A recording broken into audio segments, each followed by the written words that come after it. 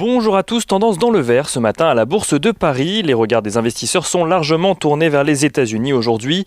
Avant la prise de connaissance de la décision de la Fed ce soir à 20h, les investisseurs pourront suivre les décisions en cours au Congrès.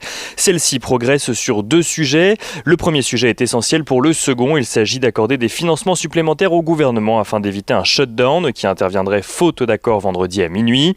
Le second concerne le plan de relance budgétaire. Pour rappel, le projet actuellement discuté est un plan de 908 milliards de dollars que ses rédacteurs démocrates et républicains ont divisé en deux plans de 748 milliards de dollars et donc de 160 milliards de dollars afin de maximiser les chances de vote d'au moins le premier, portant sur des sujets sur lesquels démocrates et républicains tombent d'accord, à savoir le financement de la distribution des vaccins, les aides aux petites entreprises et aux chômeurs.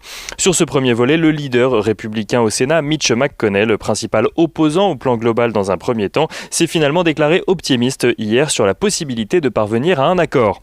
Du côté du vaccin, la FDA a fait savoir que les données transmises par Moderna sur l'efficacité de son vaccin sont compatibles avec une autorisation d'utilisation d'urgence. Le comité doit se réunir jeudi et laisse présager qu'un deuxième vaccin pourrait être distribué aux États-Unis.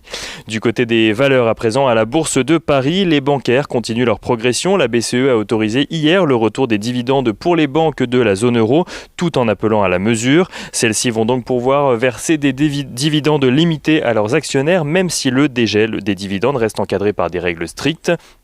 Et bancaire toujours, Crédit Agricole annonce l'inscription dans ses comptes d'une dépréciation d'environ 900 millions d'euros sur l'écart d'acquisition de la filiale Crédit Agricole Italia.